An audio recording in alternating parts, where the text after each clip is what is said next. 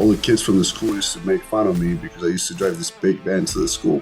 And one of my teachers, which I barely showed up to his class, noticed that I used to show up to the school in this big van. And he's like, hey, why don't you start driving the athletic teams? And as an entrepreneur, I'm like, sure, let me know what day, what time, and we'll make it happen. He gave me the chance to start driving the basketball team, the baseball teams, and that's what I did for about 6 months, and I did a really good job. And then from there, he referred me to another school. Little by little, I was getting repeated clients. Once they noticed that I was professional doing what I was doing, and I sort of put the infrastructure where I could have more vehicles, he awarded me with the whole contract for the transportation for the school. And once I did that and I proved myself, they referred me to other colleges. And then from colleges, I moved more into the corporate sector, financial institutions, pharmaceutical companies. It literally transformed to a company. So once I graduated from college, I never went to get a job, and the rest of it is history.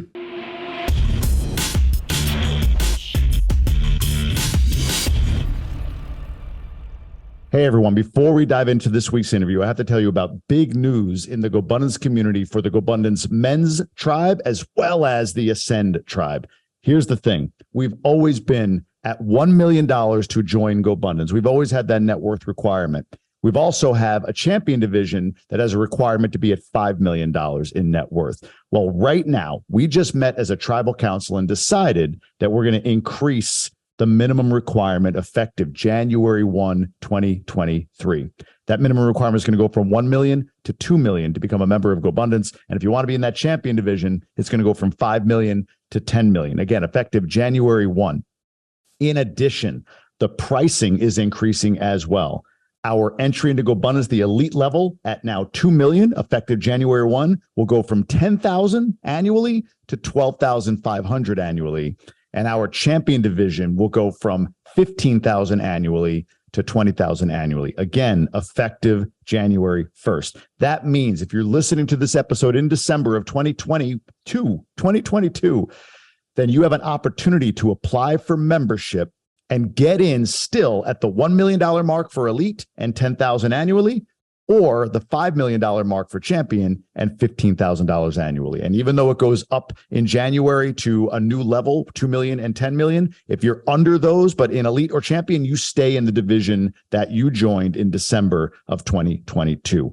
And on top of that, you lock into what we call tier 1 pricing, which means that if you join for 10,000 by the end of this year, and in 2 years, the tuition goes up to say 15,000 for members that join in January and new members at that point. Because you're in at 10,000, you'll go up to 12,500 below the new member rate always. Lots of reasons to consider joining GoBundance before the end of the year. Again, this is for the men's side. The women's side is staying where they are right now, but the men's side is increasing in the minimum requirement to join, as well as the tuition rate on January 1. On January 1, all of that is what's in place. But before December 31 of 2022, you can still get in at 10 or 15,000 and at 1 or 5 million to our elite or champion division and lock into what we call tier 1 pricing. Now, if you are right there, you're at 700 or 600 and you're like, man, a million was where I was hoping to be. Well, there's good news for you too. If you join me in my Ascend community, which is going to soon be renamed Emerge Supercharged, it might be as of the time that you listen to this, as long as you join before the end of 2022, then you will be considered for membership at the $1 million mark. Lots of great reasons to join our GoBundance community at any level at this point before the end of the year. Even the women's division, at some point, all of this stuff is going to get reviewed on that side as they grow and add more value. So make sure you keep an eye out. And if you haven't already, go to GoBundance.com, apply, and we'll make sure that we get an ambassador on a call with you. It's not just an easy in. We got to vet you. We have to talk to you. A lot of work has to be done between now and the end of the year. So don't wait. Submit your application at GoBundance.com so that we can determine whether or not you are ready to join GoBundance, especially if you're looking to get in before the pricing and before the minimum requirement goes up. Now to our interview. Enjoy. What's going on, everybody? Welcome to the show. Today's guest, he's a beast and a baller. He's the president, CEO, founder of DPV Transportation out of Boston, Massachusetts. I like to call him the Papi Chulo of GoBundance. He's an amazing guy. You're going to learn a ton from him. I would say he's the sexiest guy in GoBundance, but I already gave Gabe Hamill that moniker. So Wow. Anyway, yeah, second sexiest guy. Daniel Perez, man, great to have you here. Thank you. It's a pleasure. Thank you for having me here today. Love having you, brother. Just a reminder to everybody, go to GoBundance.com, fill out an application for any level, man, woman, millionaire, not. We've got a community for you. Drop into GoBundance.com and fill out that application. All right, brother, let's dive into a little bit of backstory. I love your story. I know some of it, but I'm sure I'm going to learn some. So give me your background, where you're from. How did you come to be the president of your company? Sure. I grew up in Medellin, Colombia.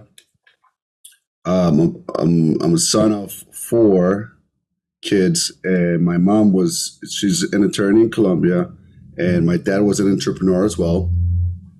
And due to sort of all the civil war that was happening in Colombia about 20 years ago, my parents decided to immigrate to the US. Yeah. And then I moved when I was 11. We were sort of a middle-class family. And we moved from being a middle-class family to being dead broke, living on a 10 by 10 room, 4 of us. It was pretty much living with my uncle, and my mom was pregnant with 2 of us and living on this 10 by 10 room. And, I always sort of knew that we could do much better with a ton of sort of passion. Something in me knew that I could unleash the power, and I could, I just had to trust the process. So pretty much I grew up in a pretty rough environment. Did a lot of crazy shit, a lot of crazy activity. And one day my dad, after he kicked me out of my house, he's like, "You should get a job." I'm like, "Hey, why don't you help me get a job?" And he's like, "Well, yes, I will. So that way you could, do things better in life." So next thing I know, he got me a job at this transportation company. And, they mistreated us. They paid us poorly. The environment was horrible. And something that inner voice that just sometimes approaches you, just approached me that time and said, "Hey, I should create a company, but something better, and put sort of the magic touch to it of service. Just create a really good culture where associates could feel proud of an organization to work for." And that's pretty much what I did. I worked day and night with a ton of ignorance, not knowing shit about entrepreneurship or business. And little by little, the business started taking off. And what really empowered the company, what really changed the company was one time, I was a one-man show, and all the kids from the school used to make fun of me because I used to drive this big van to the school. And one of my teachers, which I barely showed up to his class, noticed that I used to show up to the school in this big van. And he's like, "Hey, why don't you start driving the athletic teams?" And as an entrepreneur, I'm like, "Sure. Let me know what day, what time, and we make it happen." So I started. He gave me the chance to start driving the basketball team, the baseball teams, drive them throughout New England, and that's what I did for about 6 months, and I did a really good job. And then from there, he referred me to another school, and I did an amazing job for that other school. And little by little, I was getting repeated clients, and from there, once they noticed that I was professional doing what I was doing, and I sort of put the infrastructure where I could have more vehicles when I was not available to do it on my own, he awarded me with the whole contract for the transportation for the school. And once I did that and I proved myself, they referred me to other colleges. And then from colleges, I moved more into the corporate sector, started working with financial institutions, with pharmaceutical companies. And from there, I really started. It literally transformed to a company. So once I graduated from college, I graduated as an electrical engineering, and my dad tells me that I don't even know how to put a light bulb nowadays. So from there, I never went to get a job. I literally just started working more and more in the business, and the rest of it is history. Wow. Just flashing forward a second. What's the size of the company now? Like how many employees, vehicles, all of that stuff? If I don't know, if that's how you track it, but Yep. give us the sense of the scope of what you do.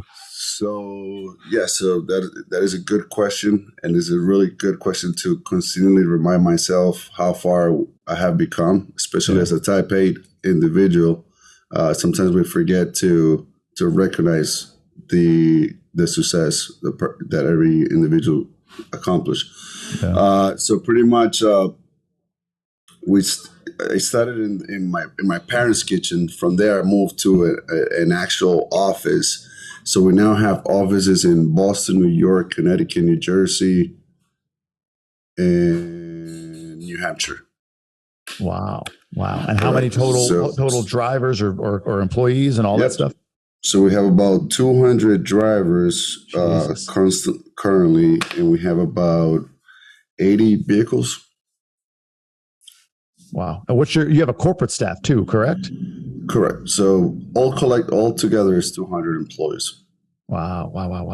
So that's a big company, man. I didn't know you had that many offices. I knew of Boston, New York, because you had done some work with, like you said, the financial district places in New York, I think, right? Like you were had a contract with some of them, but I didn't know about New Hampshire, New Jersey, all these different offices. That's incredible.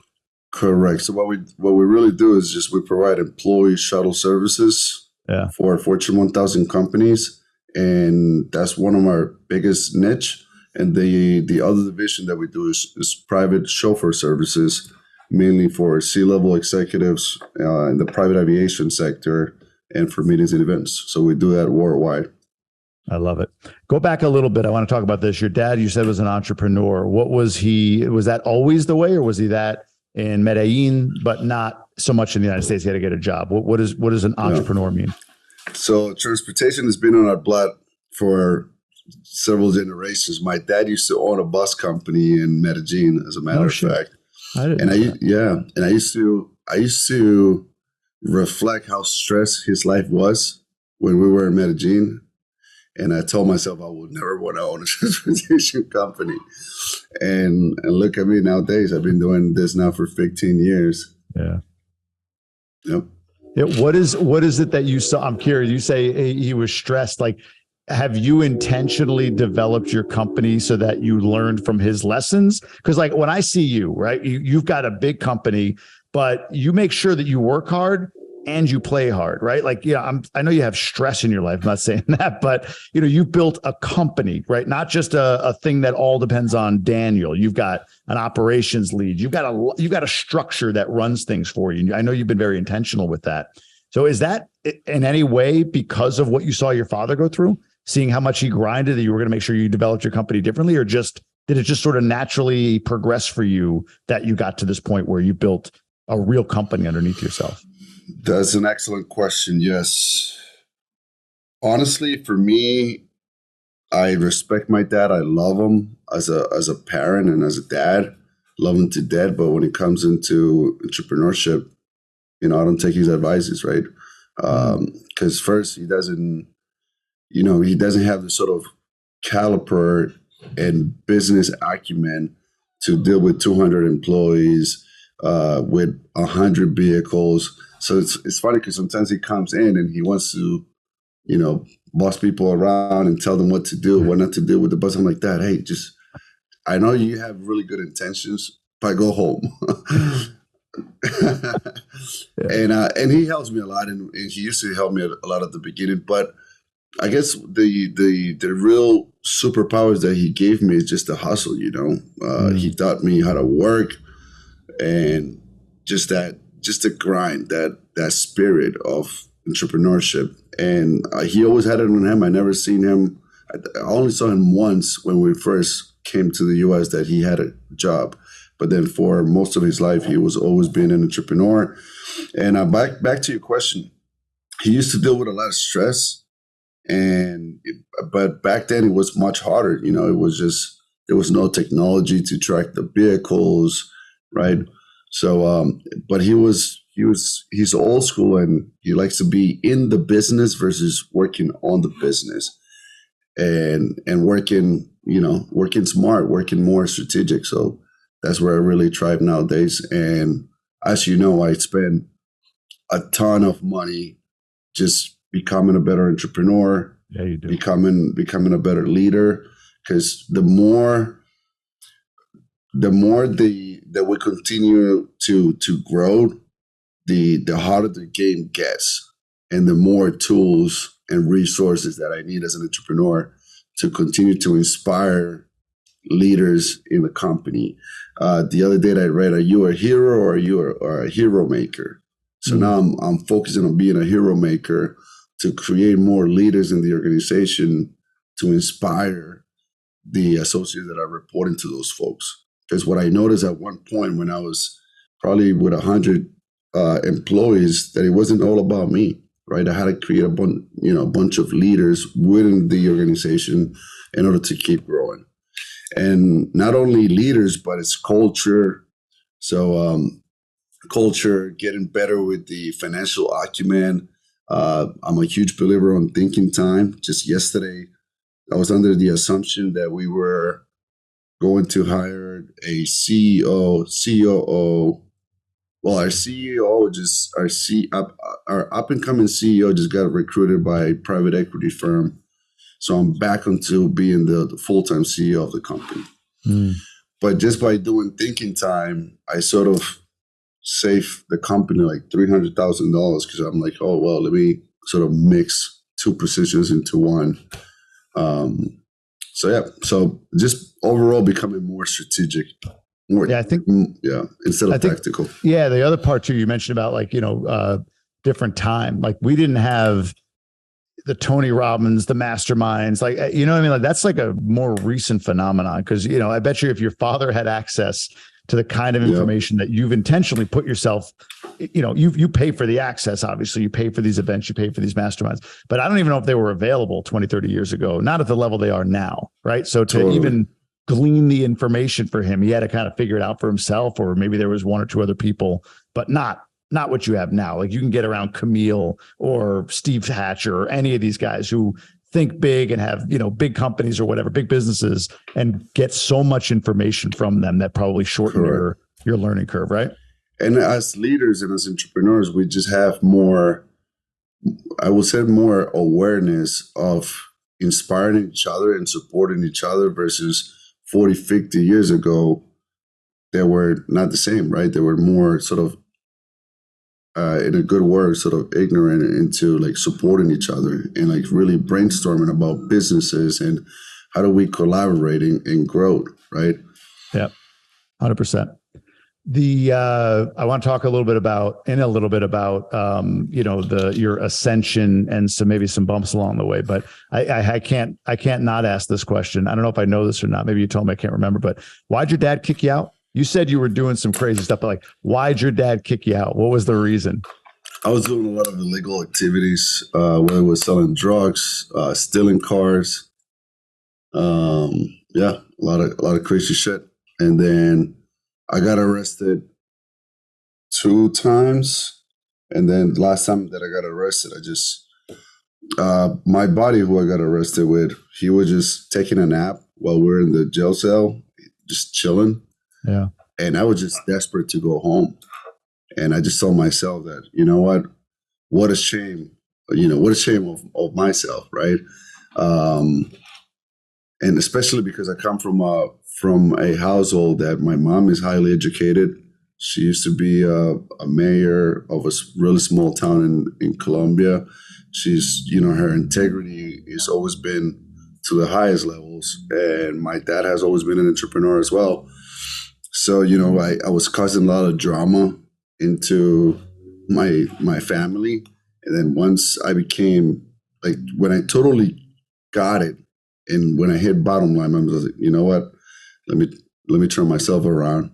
And I literally fire 99.9 of my friends, 99.9 of the environments where I used to hang out, enrolled myself in college, and just grind it out. Yeah. You're 32, 33. How old are you now? I'm 35. 35. Oh, you're an old man. Oh, no wonder. Oh, my God. No wonder. Yeah. We got to get you settled down here, man. Whoa. I thought you were young. You're an old fuck now. No, I'm just kidding. So you're 35. So you're I mean, all kidding aside, you're a young entrepreneur who's done some incredible things, who's built a significant business, and you started this in high school. I love that story. For anybody watching, or for me, sometimes you look at like, wow, look what this guy did, especially being older than you. Like, fuck, man, what did I not get? Like, what did I not understand or whatever? But it ain't like it's all been, daisies, right? You went into COVID or I guess as COVID hit, I think there was a turning point for your business in there. Can you talk a little bit about what you went through and how you came out of all that happened through the economic changes in COVID? Sure. Before I tell you that, I mean, one thing that happens a lot in this sort of GoBundance or similar sort of mastermind groups is sometimes the ego comparing yourself with other people, right? And sometimes I'm mindful where I live, I go to a mastermind and most of the people in the room are making 300, 200 million. And I'm like, shit. Yeah, like what is it that I'm doing? And sometimes they're even younger too, and they don't have a capital intense business that I have.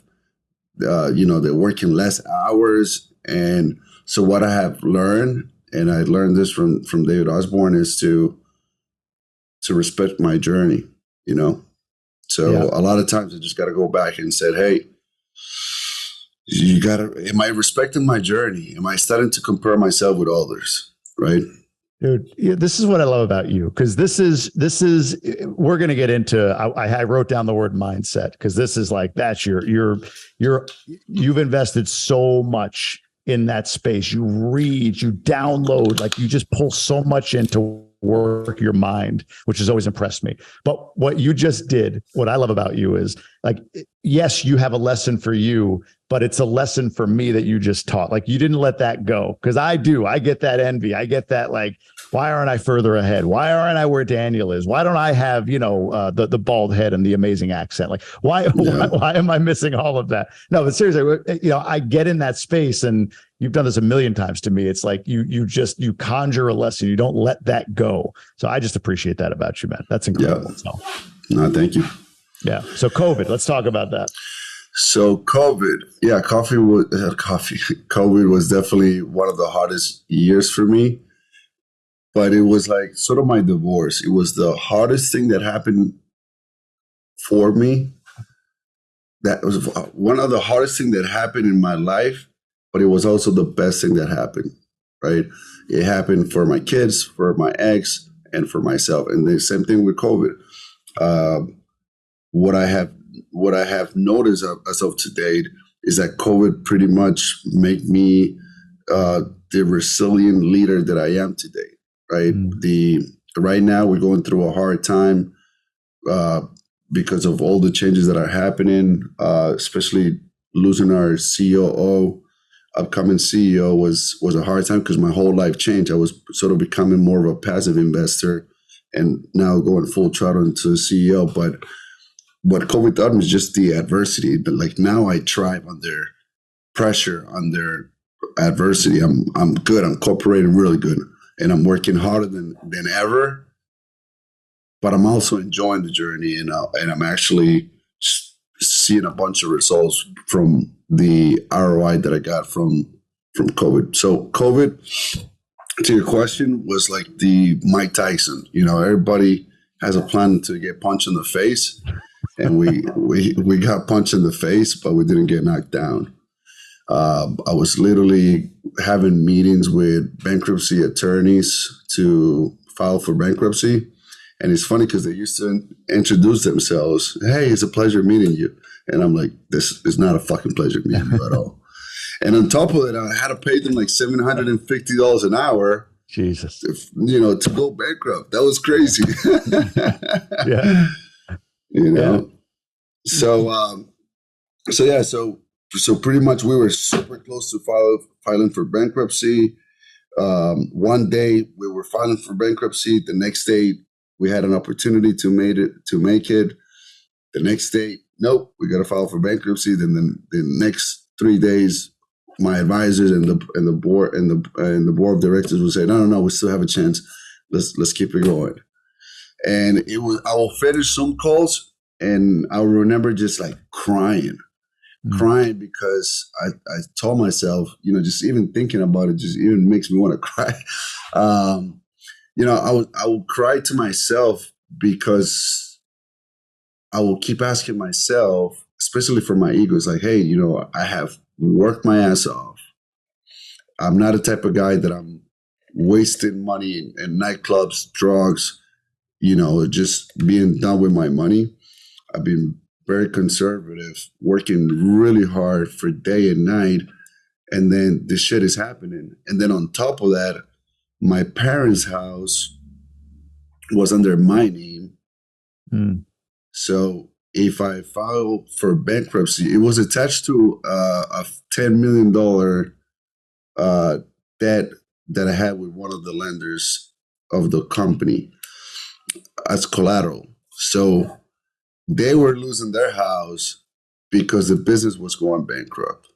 So there was just so much pressure for me to come out of this whole situation, not only for me personally, but my whole family depended on it. Like their whole retirement money was on my shoes, and it just that punch came out of the nowhere, So pretty much 95% of the business got shut down overnight, and we got stuck with about 80 buses to find new revenues for those things. So what we did is that we turned them. Again, I'll go back into thinking time, which one of my favorites. I know where you're going. Yeah, one of my one of the guys that I follow the most is Keith Cunningham. He saved one of my less stupid. Yeah, one of my mentors. He saved me probably $1 million. With thinking time and with his wisdom. I just came from his Mastermind plan or get slaughtered. And for every listener, as an entrepreneur, it will be stupid not to take those courses. Whether it's the MBA program, how to buy and exit a business, and plan or get slaughtered. So anyhow, definitely saved me a ton of money and resources, and we were able to turn our buses into mobile clinics to help out with resources, educating communities, applying the vaccine. So pretty much we just turned it into a mobile clinic, and that's how we were able to thrive with the addition of the PPP money and all these different programs that came out. That's the other thing too. Honestly, I'm very grateful that we live in the U.S. because it's just where else do you get all this PPP and all this additional help? Very fortunate to be in this country. I don't take it for granted, and sometimes we do. Yeah, no, I love it though. That's a great point. I love the story of that, because I remember you saying, and you just described it really well, like we were this close to losing the company, right? And you just said, you're days from bankruptcy. You're in it. You're literally in the filing process, and then we're able to get out of it. And you turned me onto The Road Less Stupid. That's why I knew where you were going. You talked about that book so much. I've read it. It's a great book. Like you said, if you're summing it up, it's that like schedule time to think. And I still have to get better. Like it's so funny. It's one of those things, like when I actually fucking do it, it works. It saves me money. It saves me time. It gives me new ideas. I told you about the mastermind I'm doing down here, right? Like that was all from thinking time, like just sitting there and being like, yeah, it was like, well, how do I leverage this? I'm inspired by where I am. I'm inspired by what I'm doing. It's incredible. And I get all these messages from people saying, one day. And so I'm like, well, shit, that's the people. They say like you're best equipped to help you're best equipped to help who you've been in the past. right? Like you're best equipped to help whoever you've been in the past. Yep. So it's like, well, if I got high income, high net worth employees, midlife age, like 35, 45 years old, that don't know how to unlock from something that's just killing them every day, this unfulfilling but really profitable life, I could serve that community. Like bring them down here, get them immersed. And then honestly, from a business perspective, I was like, man, if I do this in a really good way, I'm not cheap about it or whatever, but like the profit could literally pay for my time here. Does that make sense? 100%. So it's like, let's just fix that. Let's just fix that language. It could make you money while you're there. True. Not just pay for it. It could make you money.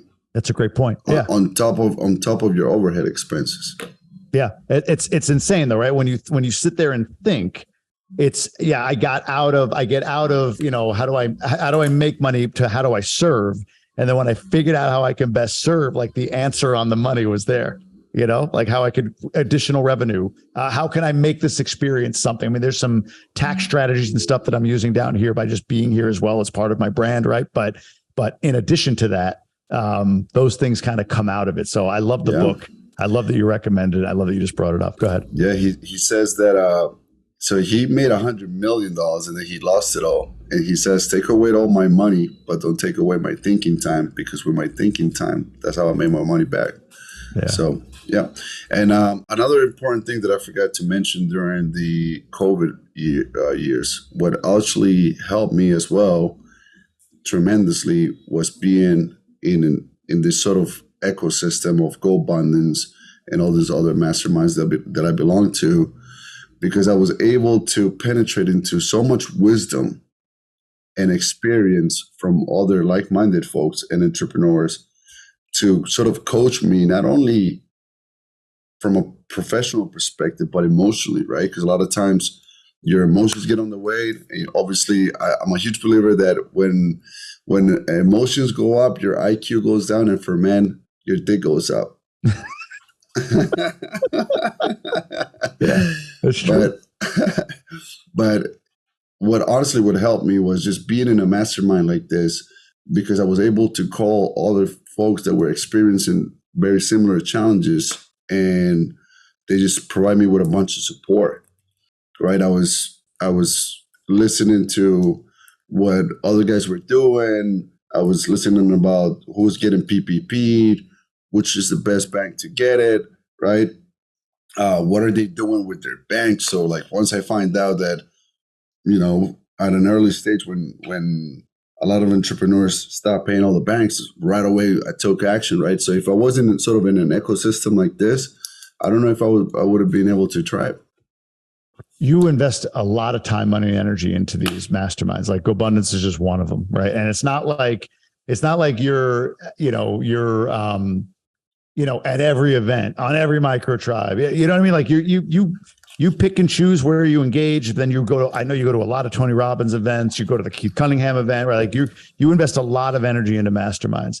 I talk to a lot of people, especially people that are thinking about joining a GoBundance or any mastermind. Like people ask, like, hey, what's the first step for me to like, quit my job or whatever? I'm like, get in a community of people that are the future version of you, not the you now, but like re-identify, right?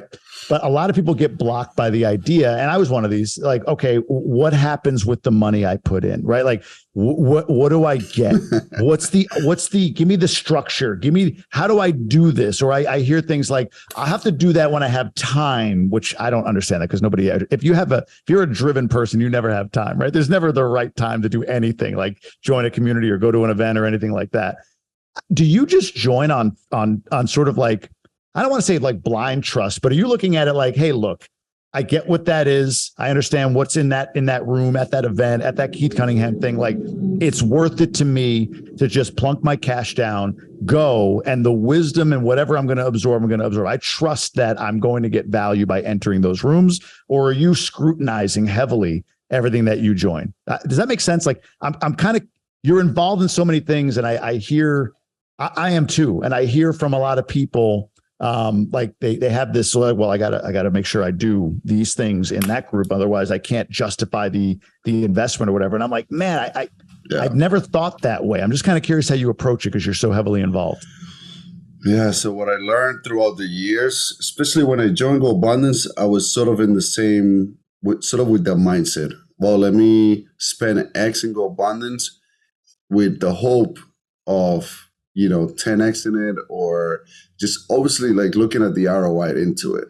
Nowadays, it's an investment on myself, an investment in every pillar of my life, not only from a financial perspective. And that's the problem. If you go in with the mindset of seeing the instant gratification that I'm going to go and meet Jamie, and Jamie's going to give me $10,000 because I sell him this product or service, you're shooting yourself in the head. What I did is trusting sort of the process to align myself in the ecosystem, and sort of the ecosystem starts paying dividends in every perspective of my life, right? So like all my best friends now are within GoBundance. That's where I pretty much travel with guys all over the world. One of my best friends, he's the one who actually taught me about passive investments, and after 5 years of being in GoBundance, it finally paid off for the 6 years that I've been in GoBundance, right? Because he taught me how to fish, right? He taught me how to invest in passive investments, and that's sort of what I'm doing in hard money loans. I'm not doing as much as syndications nowadays, but I still have a couple of investments in syndications. But not only that, so now I have a chance to brainstorm. So my main objective now is buying businesses. So I could brainstorm with guys that have bought 10 businesses and collect that wisdom, tap into some of that wisdom and use it on my resources to keep unlocking, whatever it is that I'm chasing, right? So my main goal is to own at least 10 businesses and sort of create a private equity group. And I have the privilege to tap into that level of wisdom, and same in other aspects of life. So now my kids are hanging out with, some of your kids, right? Yeah. And they growing collectively. So now I'm also creating generational wealth. And again, wealth could be defined by different pillars, whether it's spirituality, raising kids, there's different challenges as a father and as an entrepreneur.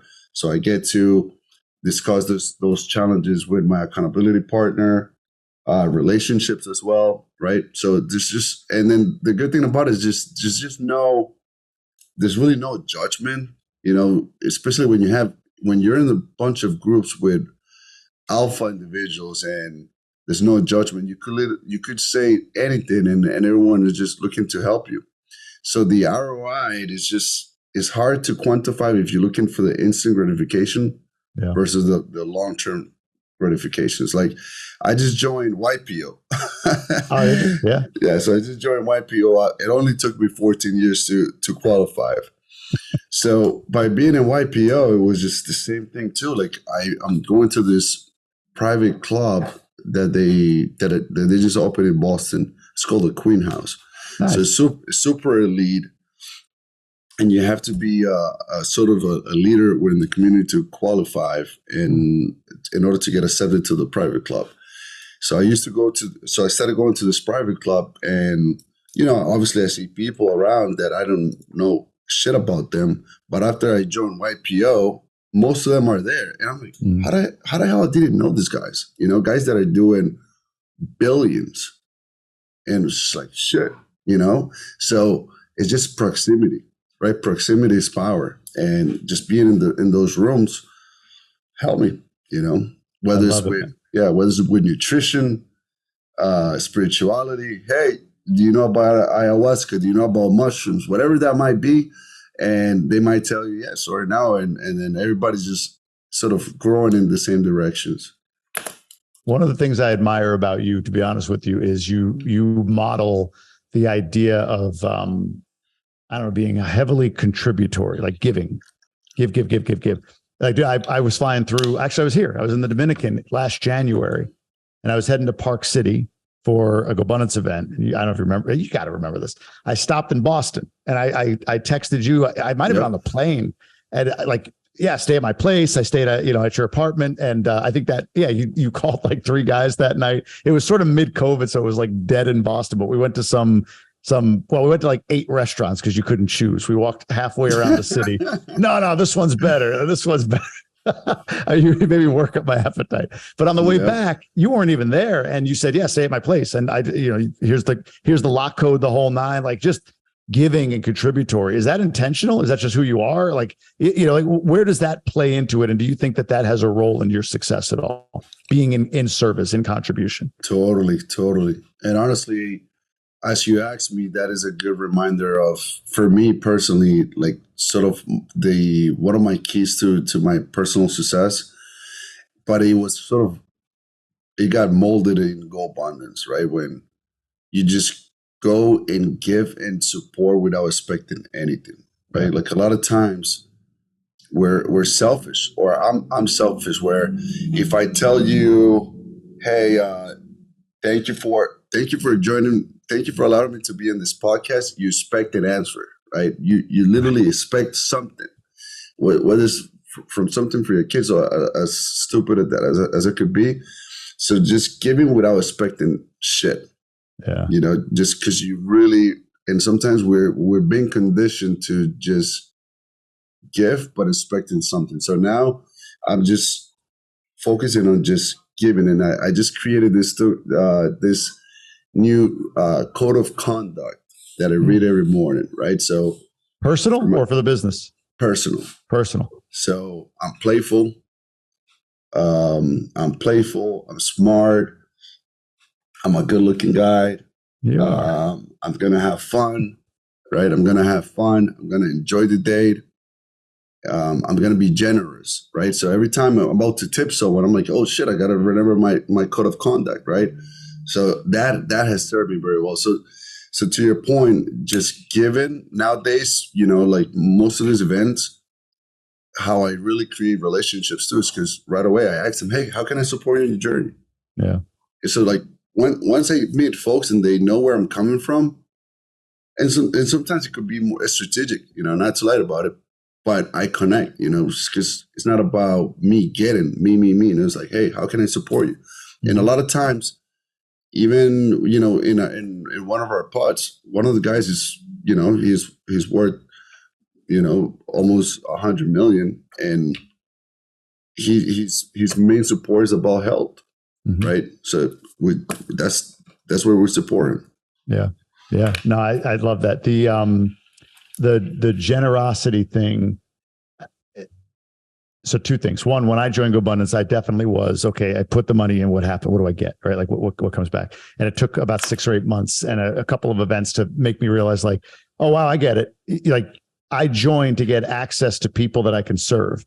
And by being in service, at some point it returns, not maybe from the guy. Like I might help Daniel out with a few things, and then do it over here. And then just that universal return happens. You just have to trust that it will. Like you said, you joined and 6 years later, you're making your tuition back essentially, right? The amount of money you spent, not that you're expecting it, but it just does happen. But more than anything, it just feels good. Like the tip, when I'm feeling in some way, shape or form, financially scarce, like I'll do things like double the bill for the tip. So if it's like $100 dinner, I'll put $100 tip, right? Because I don't know of a better way to feel about money than when I'm giving it away. So if I want to feel good and have a good energy with money, I don't know another way to do it other than, like, do you ever feel shitty if you pay for the person's Starbucks behind you without them knowing? Like, you always feel great about that, right? Like, it feels good to do it. I don't expect them to track me down and thank me. Yeah. I don't expect them to pay for my Starbucks. I don't know who they are.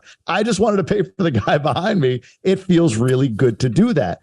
So money is a relationship, right? Money is an energy. Everything is. So just specifically with that, to your point about being generous, and I know you mean that more than monetarily, but when you said about the tip, that triggered me.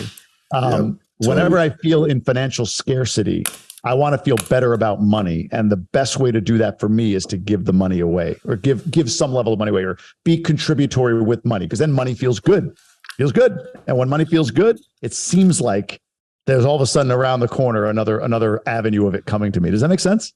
100%. Tony Robbins says that success is a spiritual game, Success is a spiritual game. Correct. Yeah. Yeah, he's right. I mean, if you Tony really Robbins. if you really think about it, it comes from, and again, success could be defined for everybody very different.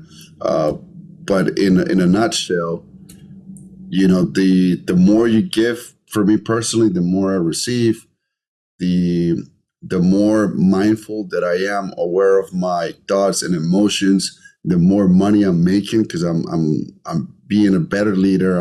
I do a better job selling at people, right? Because I'm just more aware of my emotions, my ego, my inner thoughts. So definitely, I could relate to that quote.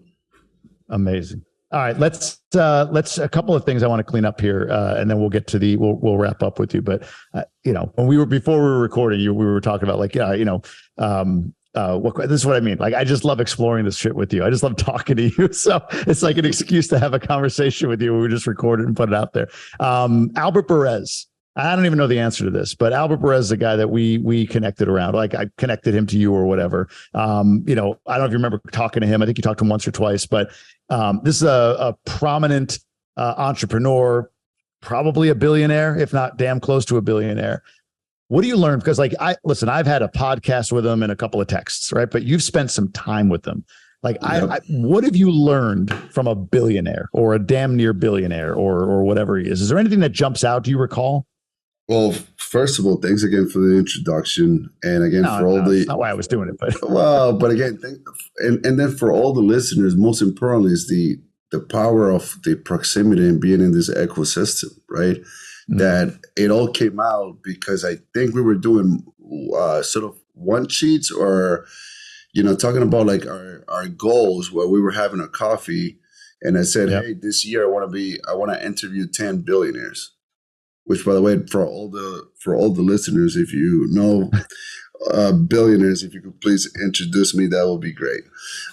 So anyhow, that's how the conversation started. And you're like, oh, I might know of one. I just interviewed one in my podcast, and you connect me with him. So what did I learn? Now make assumptions, right? It's like, if he's a billionaire, maybe he doesn't have time to coach me or to mentor me or just to share his wisdom. And honestly, guys, I don't know if you have read about the five archetypes, which is a really good book that really helps you identify sort of the identity that each person has, whether you're wood, fire, water, earth, and metal. And it really is a science behind it. So woods, which is most of the guys in GoBundance, they're very driven, very passionate to what they do, and they want to give back. They want to coach. They want to mentor others. Like, for me, it's a pleasure helping other guys and sort of be a mentor for other people. So just like Oliver, he just does it with a passion. And when I ask him, what can I do for you? He just continue to give back. Just what I'm doing with you, do it with others. Yeah. So that was just mind blowing. So what did I get out of that conversation? Well, again, another very successful Latino. So, so it's like, okay, if he's a billionaire, so he could do it, I could do it, right? Yeah. He's very heavily invested into real estate, and he will talk about $40 and $100 million deals. Like, oh, that's a small deal, just like if it was nothing. Right. Yeah. So it's just the level of again, like all of these assumptions that sometimes that we make about money, that it's just money. And whether you choose to go after $1 million or $1 billion, it's all a choice. Mm-hmm. But in order to get there, it's like constantly elevating, at least for me, constantly elevating myself intellectually, spiritually, and emotionally in order to get there. Right? They say Jim Rohn that you get in life, you get rewarded based on the person that you become. So that's kind of like what I learned from Oliver. I mean, he's self-made and pretty much just work his ass off. Yeah. Yeah. He also talked about how most of his wealth was made in the last 5-6 years, and he's probably 60, 65. Right. So it's that remembering that, hey, there's rocket shots, right? There's Elon Musk at 35. There's Mark Zuckerberg. I mean, they're out there. Those are unicorns. Right. But the guys like Albert, they do it year after year after year. And yeah, I mean, it's not like he went from nothing to a billion, but still, like to hit the level that he's at, it's really, 30, 40 years of work. There's another guy in the community, he's a 9-figure guy. And he said the same thing. He's like, look, man, it's really happening in the last few years. He's in his late 50s, early 60s, but he's been doing it for so long, and there it went. And the other thing you said, like, I think to your point, like you're being around another successful Latino, right? Like it's a matter of normalizing it, like just like, okay, that or $100 million deals, like they're nothing. It just normalizes that, right? Like to hear a guy talking about it. Yeah. And it's sort of a reminder for my ego that, honestly, before about 10 years ago, I used to feel inferior, right? As a Latino. Yeah. And now I use it as a lethal weapon. A lethal weapon. I love it. There you go with my Colombian accent. Totally. I love it. It's great. A lethal weapon. That's a great line. That might be the name of the podcast. I always listen for names of podcasts as we go, like the Latino lethal weapon, Daniel Perez. All right. Let's wrap this with a question from the GoBundance card game. So the question is, what is the best way to change someone else's mind about something? Yeah. So a couple of things to it that I learned from my accountability partner is if you want someone to if you want to give someone an advice, tell them what to do, right? And they're not going to want to listen to it at all, right? If you don't want someone to listen to your advice, tell them what to do. Yeah. If you don't want them to listen. Yeah. So nowadays, what I do is just the power of the questions. The better the questions, the better the answers. And the terminology, right? The actual, there's so much power in our words. And even nowadays, as a leader, I spend 20% of my team sort of coaching them with the right questions, the right words. Even whether it's from management or whatever field they are. So I wait, because sometimes I see managers that they fire people or people that quit it because someone says something or they didn't coach them the right way. They didn't mentor them the right way. Lack of not only emotional intelligence, but knowing how to approach and how to ask the right questions in order to help that individual. So in a nutshell, what I do nowadays is just, let's just say if you're having a hard time in a certain aspect of your life, I just start asking questions so you could resolve your own answers through a repetition of questions, right? Yeah.